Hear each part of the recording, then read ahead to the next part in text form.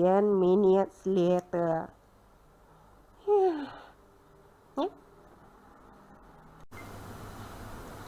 Hello everyone. If you have been following my posts, you would be familiar with my insistence that you only write about what is familiar to you when you pick a genre, a theme, or a backdrop to your story. I'm not interested in all the silly word-for-word or lurus bundle argument that people will come up with, such as, but I want to write about an immortal. Does this mean I can't because I am mortal? Even the idea that a female writer should only write about female protagonists and a male writer should write about a male protagonist makes little sense. This is because in this day and age, we now know that physical gender has nothing to do with courage, intelligence, or emotion.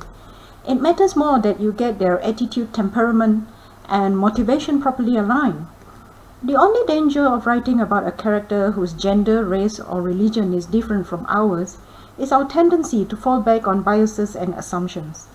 Sometimes we even start writing with those characters because of these biases and assumptions.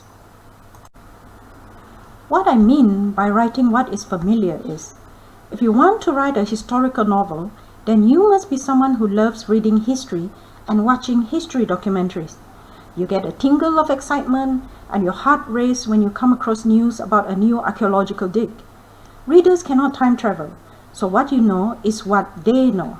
For example, you want to write a historical romance based on Viking culture, so you give your Viking warriors helmets with horns, because that is what you see in comics and movies. With that, you've lost the respect of serious Viking enthusiasts. Why? Because the horns on the iconic Viking helmet was originally designed for a Wagner opera, the Valkyrie.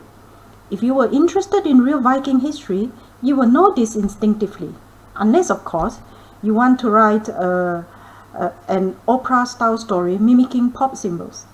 Even so, you should still have above-average knowledge of this iconic symbol. Then there is the geography or detail of a place. If you use an actual place for your backdrop, it is best if it is somewhere you have been to before. It is one thing to describe a modern location in a historical setting, but to use an existing setting, you must at least be familiar with the optics. If it is a place you have physically visited, then you will have information for all the five senses. In the Marvel movie Venom 2018, my hometown Cebu was mentioned as the place where the spacecraft crashed. At first I was like, yippee! Then I went to, what? The ambulance was the wrong color. It was a bright golden yellow. Ours here is a light peach color. Also, the night market in the movie saw raw meat and fish. No, I have been to the night markets here a few times.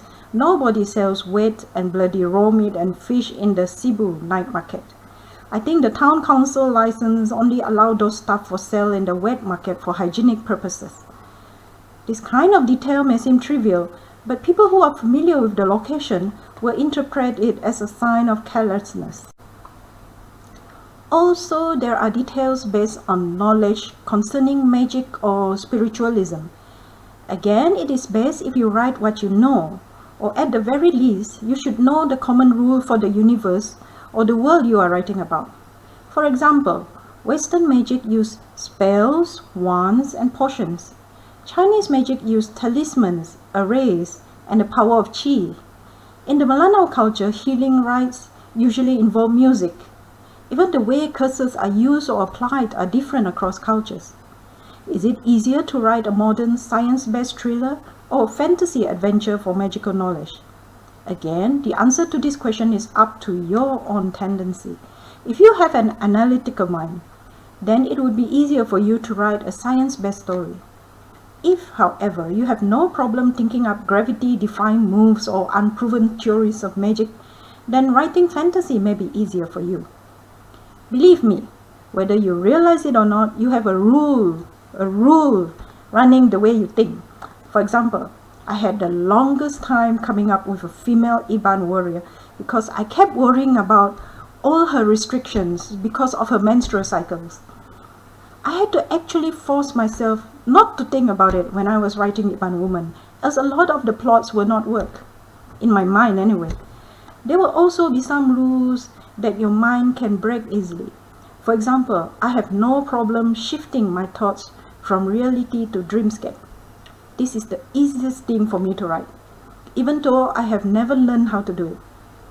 My best advice is that you explore the limits of your writing in as many ways as you can.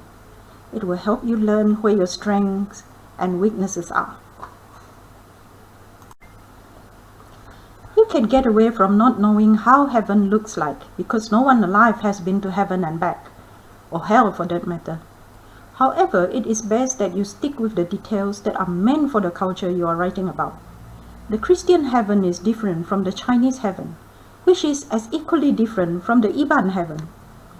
I believe that a lot of this has to do with the philosophy of a culture. For example, in my Iban culture, it is agrarian.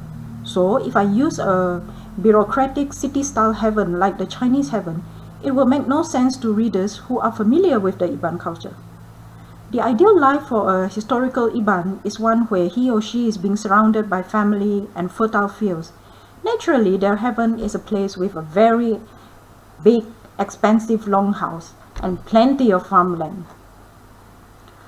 Must we stick rigidly to the local customs, rules, and beliefs when we are writing a story based on an indigenous history, myth, or folklore? You do not have to study every rule or belief. You only need to work with what you need for your plot. If you are very familiar with the culture, there is little danger that you will misrepresent anything because you will instinctively know if something feels right or wrong. What if we want to apply some other kind of magic or fighting style or war strategy? Because the other method will give your story more spice. You can introduce a different culture through travel or foreign character. For example, in Iban woman, I wanted Ratai, the heroine, to have a riverboat as her home. Ibans have canoe-style boats that they moor each night when the Mac came. I wanted a houseboat for her, so I introduced a foreign character into the story. Mali, this character is a slave who was kidnapped when he was a child and sold and resold across the trade route. He is a handicraftsman who knows how to build a larger, more comfortable boat. I hope today's video has given you some new ideas or answer at least one question for you. Start writing, keep writing, and good luck!